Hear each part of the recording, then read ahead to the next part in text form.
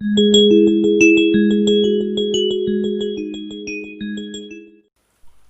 Students, मैं हूं विपुल और आप देख रहे हैं वीआईपीज पॉइंट। आगे हूं मैं आपके सामने एक बार फिर एक नई स्टोरी लेके, जो CBSE board class 10 book footprints without feet chapter the thief story का एक कंप्लीट हिंदी एक्सप्लेनेशन है। इस स्टोरी के राइटर हैं रस्किन बॉन्ड, जो कि एक इंडियन ऑथर हैं। इन्हें 1992 में साहित्य अकादमी अवार्ड भी दिया जा चुका है और पद्मश्री इन 1999, पद्म विभूषण इन 2014 इनको दिया जा चुका है। उनकी बहुत सारी स्टोरीज़ हैं जिन्हें आप पढ़ के काफ़ी मज़े ले सकते हैं, जैसे the monkey in trouble, grandfathers private जू एक्सेट्रा। इस चैप्टर में सिर्फ दो ही कैरेक्टर हैं, एक है थीफ जिसका नाम वो हरी बताता है, और एक होता है अनिल, जो कि बहुत ही ईमानदार और दूसरों पर जल्दी विश्वास करने वाला आदमी है। वैसे ये चैप्टर तो बहुत छोटा है, लेकिन एक बहुत ही बड़े मैसेज के साथ हमारे सामने ये आता है। तो चलिए शुरू करते हैं स्टोरी और देखते हैं क्या है स्टोरी। ये उन दिनों की बात है जब मैं अनिल से मिला था। मेरी उम्र सिर्फ 15 साल थी, लेकिन मैं एक बहुत ही शातिर चोर था। हरी अपनी कहानी आगे बढ़ाते हुए हमें बताता है कि जब वो अनिल से मिला, वो एक रेसलिंग मैच देख रहा था, कुश्ती देख रहा था। एक 25 साल का दुबला पतला लड़का, जो दिखने में एकदम सिंपल, साधारण, दयालु, और ऐसे ही लोग हरी के टारगेट हुआ करते थे, जिन्हें वो जानता था कि वो इजीली कॉन्फिडेंस में ले लेगा और वो उनकी बातों में आ जाएंगे। अनिल उनमें से एक था, जिसे वो जानता था कि ये जल्दी से जल्दी मेरा टारगेट बन जाएगा। अनिल को अपने झांसे में लाने के लिए वो जाता है और बोलता है, अरे आप तो एकदम रेसलर लगते हो, पहलवान हो आप। जबकि अनिल एकदम दुबला पतला था। ऐसी चिकनी चुपड़ी बातों से अक्सर लोग पिघल जाया करते हैं, लेकिन अनिल एक सख्त मर्द था। अनिल ने तुरंत पलट के जवाब दिया, तुम भी पहलवान से कम नहीं लगते बरखुरदार।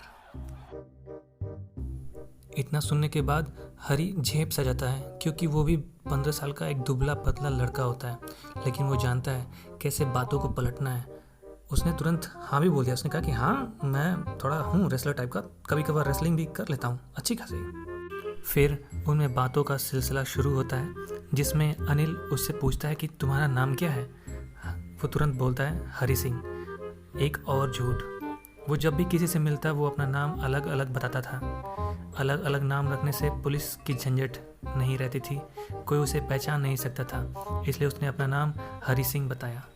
फिर उसके बाद वो पहलवानों जो तेल से पूरे सने हुए थे, फिर जो वो उठा उठा के पटकते हैं, फेंकते हैं, एक्सेट्रा, ऐसी बहुत सारी बातें उनके बीच होती हैं। बातों का सिलसिला खत्म होने के बाद अनिल वहाँ से चल देता है, और अनिल को जाते देख हरी को लगता है कि उसका टारगेट अब उसके हाथों से बाहर जा रहा है। वो तुरंत झट से उसके सामने आता है और एक अपनी प्यारी सी स्माइल देता है और बोलता है कि मैं आपके लिए कुछ करना चाहता हूँ, मुझे काम चाहिए। लेकिन अनिल उसको बोलता है कि वो उसे कुछ दे नहीं सकता। वो बोलता है कि अगर दे नहीं सकते तो कुछ खिला तो सकते हो। तो बोलता है अगर तुमको बनाने आता है तो बेशक मैं तुमको खिला सकता हूँ। इस तरह अनिल उसको अपने घर लेके आता है, जो जुमना स्वीट शॉप के ऊपर रहता है। वो आता है और कहता है तुम यहाँ बालकनी में सो सकते हो। उस रात का खाना हरी ने बनाया, और इतना भयानक खाना कि अनिल ने उसे सीधे गली के कुत्तों को डाल दिया। हरी चुपचाप वहाँ खड़ा था और अपनी प्यारी सी मुस्कान बिखेर रहा था। ये देखने के बाद अनिल को हंसी आती है और फिर वो दोनों हंसने लगते हैं। अनिल उसके सिर पे थपकी देने के बाद मुस्कुरा के बोलता है कि कोई बात नहीं, वो उसे खाना बनाना सिखाएगा, और इतना ही नहीं, वो उसे पढ़ना, नाम लिखना और पूरा का पूरा सेंटेंस लिखना भी सिखाएगा। अनिल उसे धीरे धीरे ये सारी चीज़ें सिखाता भी है। हरी जानता था कि अगर एक बार वो लिखना पढ़ना जान जाए तो कुछ भी कर सकता है। एक पढ़े लिखे आदमी की तरह वो कुछ भी पा सकता है। पढ़ाई ही ऐसी चीज़ है जिसके माध्यम से अपनी सारी इच्छाओं की पूर्ति की जा सकती है। हरी को अनिल के साथ काम करने में अब मज़ा आने लगा था। वो सुबह सुबह रोज़ चाय बनाता और घर के सामान खरीदने के लिए मार्केट जाया करता था, और वहाँ से जो भी पैसे बचते थे वो उन्हें अपने प्रॉफिट में जोड़ लिया करता था। शायद अनिल को भी ये बात मालूम थी, लेकिन उसने कभी इस पर ध्यान नहीं दिया। अनिल की आमदनी का कोई निश्चित उपाय नहीं था। वो एक सप्ताह पैसे लेता और दूसरे सप्ताह उन्हें चुकाता। काम करने के बाद अपने नेक्स्ट चेक का इंतज़ार करता और परेशान रहता। लेकिन जैसे ही चेक मिलता, पार्टी शार्टी शुरू, खाना पीना, सेलिब्रेशन, सब कुछ। कभी कभी वो मैगजीन्स के लिए कुछ लिखता भी था, जिससे उसे कुछ न कुछ मिल जाया करता था। और एक दिन अनिल बहुत खुश होकर घर शाम को वापस आया और अपने हाथों में नोटों का बंडल लेके दिखाते हुए कहता है कि उसने अपनी कोई बुक किसी पब्लिशर को बेची है, जिससे उसे काफ़ी पैसे मिले हैं। और हरी ने अनिल को ये सारे पैसे रखते हुए देख लिया था। उसने देखा था कि उसने ये पैसे सारे जो हैं मैट्रेस के नीचे रख दिए हैं। हरी को करीब 1 महीने हो गए थे अनिल के लिए काम करते हुए, और इन 1 महीनों में उसने सिर्फ छोटी छोटी चोरियाँ की थी, जिससे अनिल को कोई फ़र्क नहीं पड़ता था। आज वो दिन आ गया था जब उसे कुछ बड़ा हाथ मारना ही था। हरी जानता था कि उसे ये सब करना बिल्कुल आसान है, क्योंकि अनिल ने उसे अपने घर की चाबी, या यूँ कहें कि पूरी जिम्मेदारी उसको सौंप दी थी। इन चाबियों से वो कभी भी घर में आ सकता था और कभी भी जा सकता था, तो इस बार उसे कोई परेशानी नहीं होने वाली थी। हरी ने आज तक कोई ऐसा आदमी नहीं देखा था जो किसी पे इतना विश्वास करता हो। बस यही एक चीज़ थी जो हरी को थोड़ा मुश्किल में डाल देती थी, इसलिए वो अनिल को लूट नहीं पाता था। वो कहता है कि किसी ग्रीडी पर्सन को, किसी कंजूस आदमी को लूटना बहुत ही आसान है, क्योंकि वो उसी लायक है। लेकिन ऐसे पर्सन को क्या लूटा जाए जो बहुत ही केयरलेस है, यहाँ तक कि उसको कभी कभी पता भी नहीं चलता है कि उसे लूटा गया है। तो ऐसे आदमी को लूटने में मज़ा भी तो नहीं है। हरी अपने आप को समझाता है कि अब तो मुझे ये चोरी करनी ही पड़ेगी, क्योंकि बहुत दिन भी हो गए हैं, और अगर मैंने ये पैसे चुराया नहीं तो अनिल इन्हें फालतू के लोगों पे और फालतू की चीज़ों पे इसे खर्च कर देगा, तो इसलिए ये चोरी करनी ही पड़ेगी। उस रात जब अनिल सो जाता है तो हरी एक प्लान बनाता है। वो सोचता है कि पैसे लेने के बाद वो तुरंत 10:30 यानी 10:30 बजे की एक्सप्रेस जो लखनऊ को जाती है उसको पकड़ लेगा, और किसी को कुछ पता भी नहीं चलेगा। वो चुपचाप बालकनी से आता है और अनिल के ब्लैंकेट के पास पहुंचता है।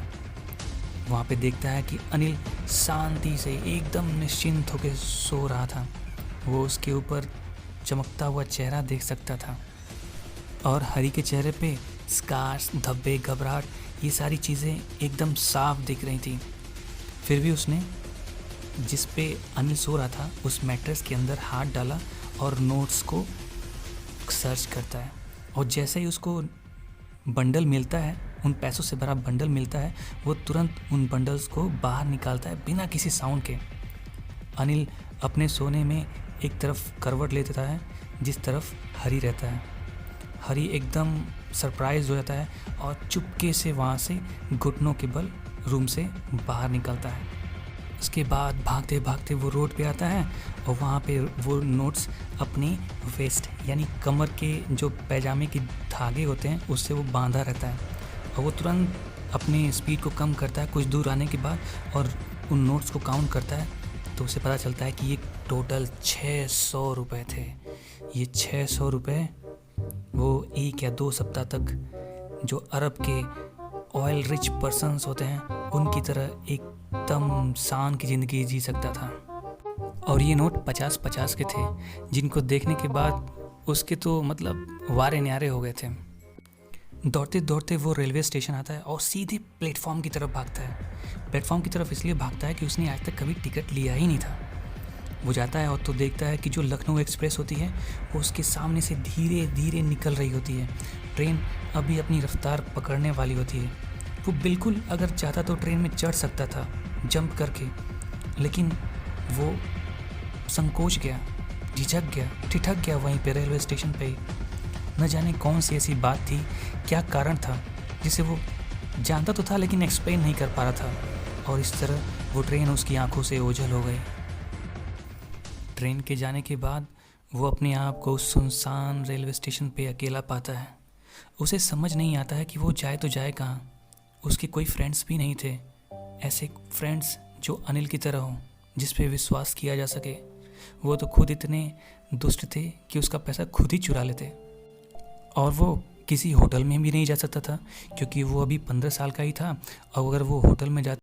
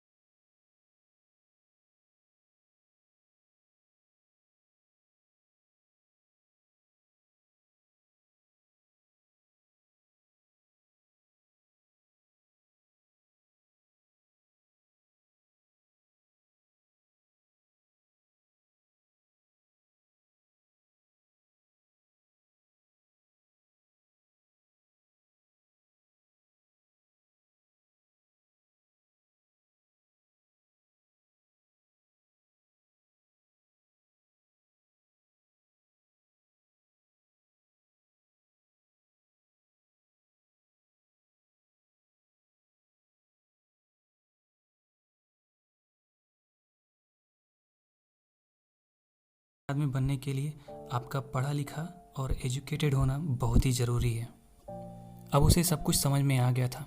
वो तुरंत झट से वहाँ से भागता है अनिल के घर, लेकिन संकोच के मारे वो समझ नहीं पाता है। चुराने को तो उसने चुरा लिया, लेकिन अब वो चीज़ें वापस कैसे करे। वो चुपचाप घर में जाता है और पाता है कि अनिल अभी भी सो रहा होता है। वो उसके बेड के पास धीरे धीरे रेंगते रेंगते जाता है और अपनी कमर से वो 50-50 के नोटों वाला बंडल, जिसमें 600 रुपये थे, उसको निकालता है और उस मैट्रेस के अंदर जहाँ पहले रखे हुए थे उनको वहाँ पे वो रख देता है और चुपचाप अपनी जगह यानी बालकनी में आके सो जाता है। अगली सुबह जब हरी उठता है तो पाता है कि अनिल अपनी बेड पे नहीं है। वो पहले ही जग चुका था और उसने अपनी चाय खुद ही बना ली थी। अनिल हरी के पास आता है और अपने हाथ उसकी तरफ बढ़ाता है। उसके उंगलियों में 50 रुपये का नोट होता है। ये देख के हरी की सांसें रुक जाती हैं। वो सोचता है कि उसकी चोरी पकड़ी गई है, लेकिन एकाएक अनिल से कहता है, अरे कल मैंने कुछ पैसे कमाए थे तो मैंने सोचा भाई तुम मेरी इतनी सेवा करते हो, मेरे लिए खाना बनाते हो, मुझे तुम्हें कुछ ना कुछ पे करना चाहिए। आज से मैं तुमको हमेशा पे करूँगा। इतना सुनने के बाद हरी की सांस में सांस आती है, लेकिन जैसे ही वो नोट पकड़ता है वो पाता है कि ये जो नोट है 50 रुपये का, वो तो भीगा हुआ है। ये वही नोट होते हैं जो कल रात हरी ने चुराए थे। और वो जान गया कि अनिल जानता है कि मैंने चोरी की है, लेकिन फिर भी अनिल उसे कुछ भी नहीं कहता है। इतना देखने के बाद अनिल उसके पास आता है और मुस्कुरा कहता है कि आज हम लोग सीखेंगे सेंटेंस बनाना कुछ नया। और इस तरह सुनने के बाद हरी फिर से अपनी वो प्यारी सी स्माइल देके अनिल की तरफ देखता है और अनिल उसकी तरफ, फिर दोनों हंसने लगते हैं। और इस तरह हो जाता है चैप्टर का दी एंड। तो दोस्तों, ये थी छोटी सी स्टोरी जो अपने साथ बहुत ही बड़ा मैसेज लेके आती है। मैसेज ये कि हम अपने अच्छे व्यवहार से किसी बुरे आदमी की बुरी आदतों को एकदम ख़त्म कर सकते हैं। और हाँ, इन बुराइयों को ख़त्म करने के लिए आपका शिक्षित होना बहुत ही ज़रूरी है, एजुकेटेड होना बहुत ही ज़रूरी है। तो इसलिए हमें पढ़ाई करनी है, मन से पढ़ाई करनी है, ताकि समाज में फैली बुराइयों को हम ईज़िली ख़त्म कर सकें। और एक अच्छा आदमी ही अच्छी चीज़ें समाज में फैला सकता है, एक बुरा आदमी कभी नहीं। तो स्टूडेंट, अगर वीडियो आपको पसंद आई हो तो प्लीज़ इसे लाइक करें और शेयर करें, और हाँ, सब्सक्राइब तो ज़रूर करें। Okay, till then, bye bye.